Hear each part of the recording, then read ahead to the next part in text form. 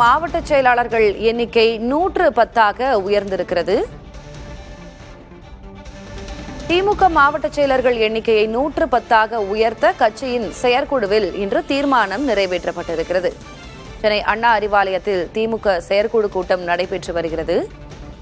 2026 சட்டமன்ற தேர்தல் தோல்விக்கு பிறகு பல்வேறு அதிரடி மாற்றங்கள் நடைபெறும் திமுகவில் என்று சொல்லப்பட்டது. இந்நிலையில் மாவட்ட செயலாளர்கள் எண்ணிக்கையை 110 உயர்த்த கட்சியின் செயற்குழுவில் தீர்மானம் நிறைவேற்றப்பட்டுள்ளது.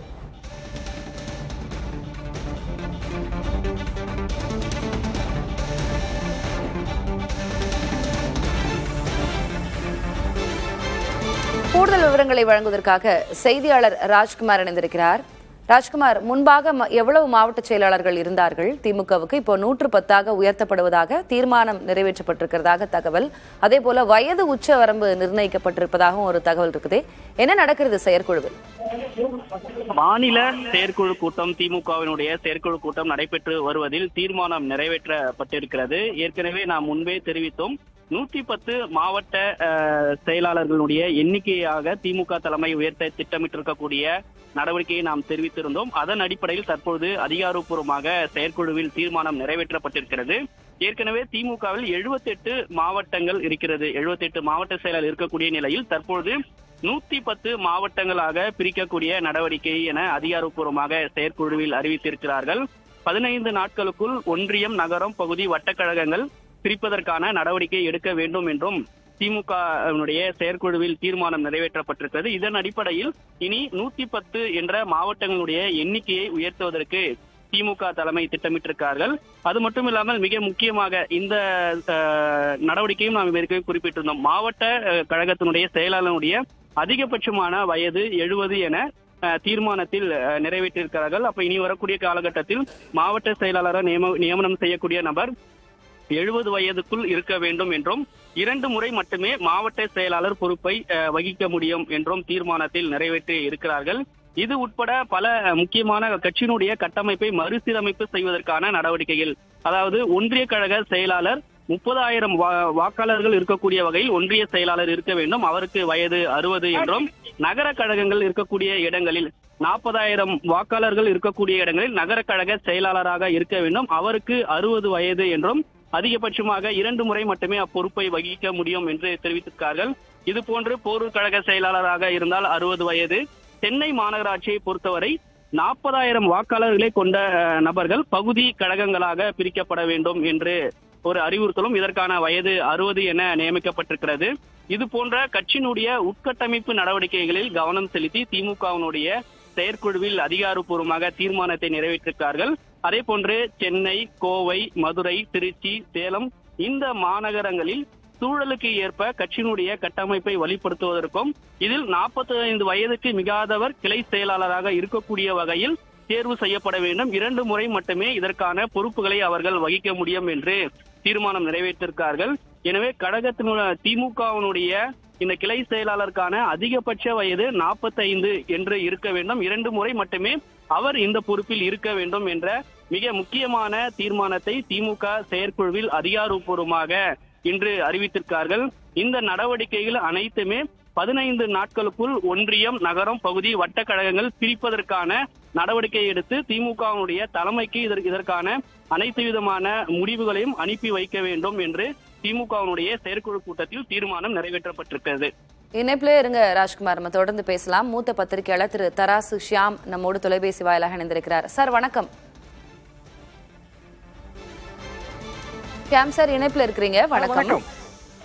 ரொம்ப முக்கியமான ஒரு மூவ் தான் திமுகவை பொறுத்த வரைக்கும். மாவட்ட செயலாளர்கள் 110 எண்ணிக்கை அதிகரிக்கப்பட்டிருக்கு, வயது வரம்பு நிர்ணயித்திருக்கிறார்கள். அதுதான் ரொம்பவுமே முக்கியமான பாயிண்ட் அப்படின்னு பார்க்கலாம். அப்ப ஏற்கனவே இருக்கக்கூடிய மாவட்ட செயலாளர்கள் 60-70 வயதை கடந்தவர்கள் இருந்தா அவங்க நிலை என்ன அப்படின்ற கேள்வி இருக்கு. இது எந்த அளவுக்கு பலன் தரும்? திமுக நிறைய மாற்றங்கள், உள்கட்டமைப்பு ரீதியா மாற்றங்கள் செய்யறாங்க, எப்படி பலன் தரும்னு பாக்குறீங்க?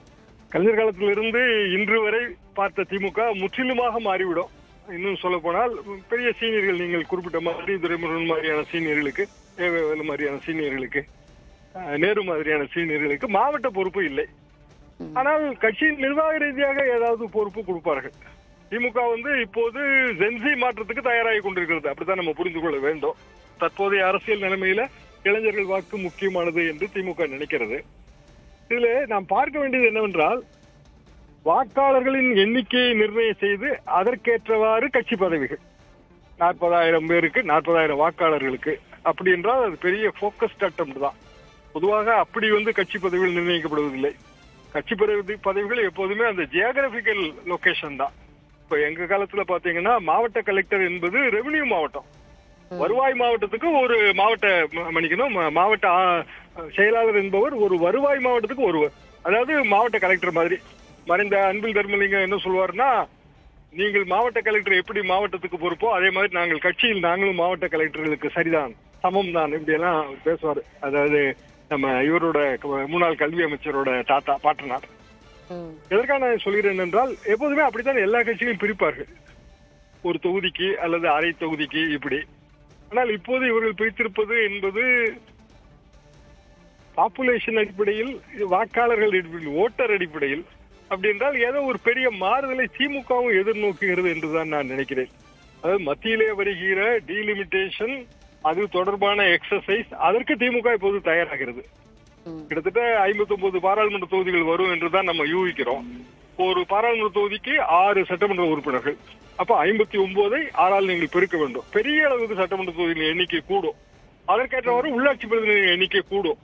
அதையெல்லாம் மனதில் வைத்துக் கொண்டுதான் இந்த சீர்திருத்தங்களை அமல்படுத்த போகிறார்கள். இன்னும் 15 தினங்கள் என்கிற காலக்கெடுவும் நிர்ணயிக்கப்பட்டிருக்கிறது. பெரிய மாறுதல் என்றுதான் நான் நினைக்கிறேன். அப்போ 2 சட்டமன்ற தொகுதிகளுக்கு ஒரு மாவட்ட செயலாளர் அப்படின்னு சொல்லப்பட்டிருக்கு. அதான் கணக்கீடு 110 அப்படின்னு வரும்போது அப்படிதான் கணக்கீடு வருது. இப்போ புதியதாக கண்டிப்பாக மாவட்ட செயலாளர்கள் எடுக்கப்படுவாங்க. இந்த வயது வரம்பு நிர்ணயம் அப்படிங்கிறது ஏற்கனவே இருக்கக்கூடிய மாவட்ட செயலாளர்கள் அவங்களுடைய பதவிக்கு ஒரு பிரச்சனை வரப்போகிறது. புதியவர்கள் நிறைய பேர் வரப்போறாங்க. இதெல்லாம் ஏற்கனவே இருக்கக்கூடிய டிசைன்ல கட்சியில் இருக்கக்கூடிய மூத்தவர்களுக்கு ஒரு சின்ன அதிருப்தியை கொடுக்குமா, இல்ல கட்சி நலன் கருதி அதை ஏற்றுக்கொள்ள தயாராக விரிந்த கைகளோடு வரவேற்பார்களா? எப்போதுமே அரசியல்வாதிகளுக்கு பதவியோ அல்லது பவரோ போனால் அது எப்படி இருகரங்குப்பி வரவேற்க முடியாது. ஆனால் காலங்கருதி அவர்கள் வேறு வழி இல்லை என்றுதான் நான் நினைக்கிறேன். வெறுமனே நீங்க 234 தொகுதி என்று பார்க்க வேண்டாம். அதாவது 234 117 மாவட்ட செயலாளர் என்று பார்க்க வேண்டாம். 2 சட்டமன்ற தொகுதிகளுக்கு ஒரு மாவட்ட செயலாளர். நாளைக்கு சட்டமன்ற தொகுதிகளின் எண்ணிக்கை கூடும் போது மாவட்ட செயலாளர் எண்ணிக்கை கூடும், பிற பதவிகளின் எண்ணிக்கையும் கூடும். அப்போது வயது வரம்பு என்று வரும்போது சீனியர்கள் கிட்டத்தட்ட ஒரு 60 வயதுக்கு மேல் கண்டிப்பாக திமுகவில் நிர்வாக பதவியிலே இருக்க முடியாது. அப்படிதான் நம்ம இதை புரிந்து கொள்ள வேண்டும். அவர்கள் வேற ஏதாவது ஆர்கனைசேஷன் பதவியில இருக்கலாம். மாவட்ட அளவிலே செயற்குழு, பொதுக்குழு, அந்த மாதிரியான ஆர்கனைசேஷன் பதவியில் இருக்கலாம். ஆனால் நிர்வாக பதவியில் இருக்க முடியாது. அப்படி என்றால் வரவிருக்கிற காலகட்டங்கள் திமுகவுக்கு கொஞ்சம் அமில பரிசோதனை தான் என்றாலும் அவர்கள் அதை சமாளிப்பார்கள் என்றுதான் நான் நினைக்கிறேன். தேசிய அளவில் என்ன மாறுதல் ஏற்பட போகிறது என்பதைத்தான் நான் முக்கியமாக பார்க்கிறேன். அதை வைத்துதான் கட்சி நிர்வாகம் மாறும். தேசிய அளவில் என்ன மாற்றம் நினைக்கிறீங்க? தேசிய அளவில் எம்பி எண்ணிக்கை கூடனா எல்லாமே மாறிடலாங்க.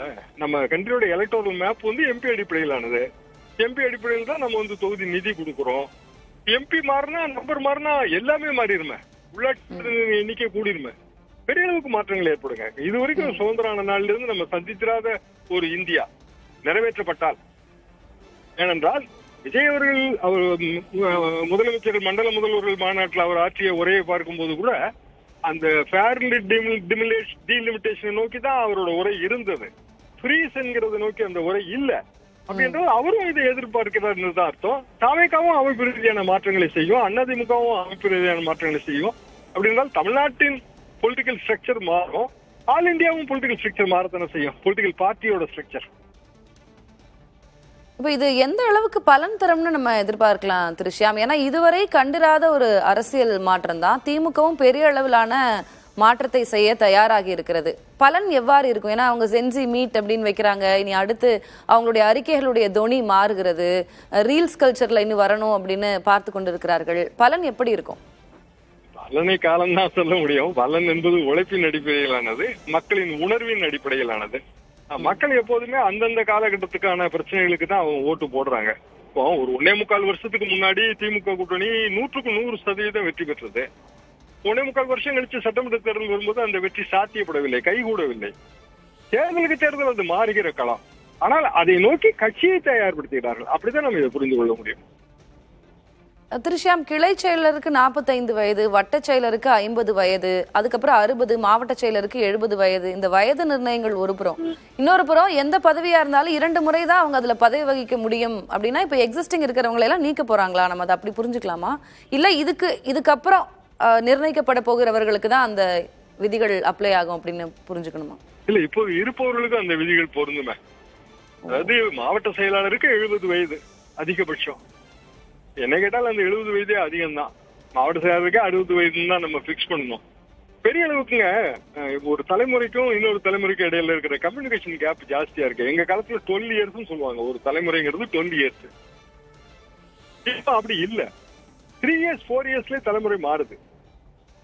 அப்போ அரசியலும் அப்படித்தானே மாற்றி ஆகணும். மாபெரும் சித்தாந்தங்கள், பெரிய பெரிய விளக்க உரைகள் இதெல்லாம் கேட்பதற்கு எங்க தயாரா இருக்கிறாங்க? இது வந்து ரீல்ஸ் அண்ட் ஷார்ட்ஸ் யூ. அப்போ அவ்வளவு சுருக்க சொல்லி விளங்க வைத்தல். சுருக்க சொல்லி விளங்க வைக்கும் போது ரொம்ப வயதானவர்கள்னா அவங்க அந்த வரலாற்று பின்னணியில இருந்து மீண்டு வரவே மாட்டார்களே.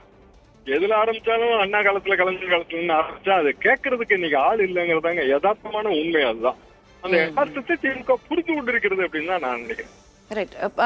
திரு ஷியாம், நான் பார்வையாளர்களுடைய புரிதலுக்காகவும் கேட்கிறேன். திமுக ஆரம்பிக்கப்பட்ட காலத்துல இருந்து, அண்ணா காலத்துல இருந்து, கலைஞர் காலம், ஸ்டாலின் அவர்களுடைய காலம், இப்போ உதயநிதி ஸ்டாலின் எதிர்க்கட்சி தலைவராக இருக்கிறார். முன்னாடி நீங்க பார்த்த உங்களுடைய எக்ஸ்பீரியன்ஸ்ல இந்த மாதிரி பெரும் அமைப்பு ரீதியான மாற்றம் ஏதேனும் செஞ்சிருக்கிறாங்களா இதுக்கு முன்னாடி திமுக? அப்படி செஞ்சிருந்தாங்கன்னா அது எப்போ, எந்த தோல்விக்கு பிறகு, இல்ல எந்த மேஜர் அக்கேஷனுக்கு பிறகு? இல்ல, இவ்வளவு பெரிய மாறுதல் செய்தது இல்ல. ஆனா எங்க காலகட்டத்துல திமுக இளைஞரணி துவங்கப்பட்டது. அப்ப நாங்க என்ன நினைச்சோம், திமுகவே இளைஞர்கள் கட்சி தானே, இதுக்கு எதுக்கு இளைஞரணி? அந்த அய்யலூர்னு திண்டுக்கல் பக்கம் மு.க. ஸ்டாலின் அவர்கள் அன்றைக்கு இளைஞரணியில 5 அமைப்பாளர்களையோ 4 அமைப்பாளர்களையோ அவர் ஒருவர். அவர் பேச வந்த போது அதை கேட்பதற்கெல்லாம் போன நினைவெல்லாம் எனக்கு நன்றாக இருக்கிறது. அதாவது 80 காலகட்டங்கள்ல. அப்போ இளைஞரணி தான் பெரிய நிர்வாக மாற்றமா தெரிந்தது. இளைஞரணிக்கு முக்கியத்துவம் தரப்பட்டது. அப்புறம் இளைஞரணி கூட்டங்கள்ல கலந்து கொள்வதற்கு இளைஞரணி பொறுப்பாளர்கள் வீடுகளில் வந்து அவங்க போய் பார்ப்பதற்குன்னு திரு ஸ்டாலின் அவர்கள் ஒரு பெரிய பயணம் மேற்கொண்டார். பயணத்தின் முடிவில் நான் சந்தித்து அவர் பேட்டியெல்லாம் எடுத்திருக்கிறேன். அதாவது இது எல்லாமே இந்த 85, 86 காலகட்டம். அதற்கு பிறகு இப்போ கிட்டத்தட்ட 40 வருடம் கழித்து இவ்வளவு பெரிய மாறுதல் ஏற்படுகிறது என்றுதான் நான் புரிந்து கொள்கிறேன். அப்படி என்றால் திமுக மாற்றத்தை உணர்கிறது என்பது பெரிய விஷயம் தானே. ஒரு அரசியல் கட்சி மாற்றத்தை உணர வேண்டும், மாற்றத்துக்கு ஏற்ப களத்தை தயார்படுத்த வேண்டும், கட்சியை தயார்படுத்த வேண்டும். அதை நோக்கி போறாங்க. ஒரு மூத்த பத்திரிகையாளராக திமுக கொண்டு வரக்கூடிய இந்த மாற்றங்கள் இனி இதுக்கு அடுத்து என்ன செய்யணும் அப்படின்றது உங்களுடைய பார்வையாக இருக்குது? அமைப்பு ரீதியாக நிறைய மாற்றங்கள் கொண்டு வருகிறார்கள். இது சரியானதாக இருக்கிறது அப்படின்னு நீங்க புரிஞ்சுக்கிறீங்களா? இல்ல இதையும் தாண்டி செய்ய வேண்டிய முக்கியமான விடயங்கள் இருக்கிறது அப்படின்னு புரிஞ்சுக்கிறீங்களா? அமைப்பு ரீதியான மாற்றம் மட்டுமே அரசியல் வெற்றியை தரவே தராது எப்போதுமே. அந்த அமைப்பு எப்படி செயல்பட போகிறது, எப்படி ஒருங்கிணைக்கப்பட போகிறதுங்கிறதா முக்கியம். அது போக இந்த அமைப்பிலே இனிமேல் புதிதாக பொறுப்புக்கு வருபவர்கள் அவர்கள் வந்து எப்படி தங்களது வாக்காளர்களோடு கம்யூனிகேட் பண்ண போறாங்க. இப்ப பத்திரிகையாளர்களே, மூத்த பத்திரிகையாளர்கள் இருக்கோம், 75 வயது அதற்கு மேற்பட்ட வயதுல இருக்கிறவங்க, 70 வயது. ஆனா நம்ம எந்த தலைமுறைக்கு செய்தி கொண்டு போய் சேர்க்கிறோம்? 30 வயது 35 வயது தலைமுறைக்கு நம்ம அரசியல் செய்திகளை கொண்டு போய் சேர்க்கிறோம். அதற்கேற்றவாறு நாங்க எங்களோட அந்த கம்யூனிகேஷன் பாணியை மாத்துறோம் இல்லையா? மாத்தலைன்னா நம்மள கேட்கறதுக்கே ஆளே இருக்காதுங்களே. அது அரசியல்வாதிகளுக்கு அது பொருந்தும். யாருக்கு நீங்க செய்தி சொல்ல போறீங்க, யாரை வந்து நீங்க உத்வேகப்படுத்த போறீங்க, அதை உணர்ந்து கொண்டு செயல்பட்டால் மட்டும்தான் அமைப்பு ரீதியான மாற்றங்கள் கை கொடுக்கும். நன்றி திரு ஷியாம். இணைப்பில் வந்து பல்வேறு கருத்துக்களை கூறியிருக்கிறீர்கள். திமுகவில் மிக முக்கியமான அமைப்பு ரீதியான மாற்றங்கள் நடைபெற இருக்கிறது. திமுகவில் பதவிகளுக்கு ஏற்ப வயது உச்ச வரம்பு நிர்ணயம் செய்யப்பட்டிருக்கிறது. ஒருவர் 2 முறை மட்டுமே கிளை செயலர் முதல் மாவட்ட செயலர் வரை பதவியில் இருக்க முடியும் என்றும் தெரிவிக்கப்பட்டிருக்கிறது. இன்றைக்கு நடைபெறக்கூடிய அண்ணா அறிவாலயத்தில் நடைபெறக்கூடிய திமுக செயற்குழுவில் பல முக்கிய தீர்மானங்கள் நிறைவேற்றப்பட்டிருக்கின்றன. இதுகாரும் வரை நாம் பார்த்த திமுகவில் மிகப்பெரிய மாற்றமாக இருக்கும் என்பதுதான் அரசியல் நோக்கர்களுடைய பார்வையாகவும் இருக்கிறது.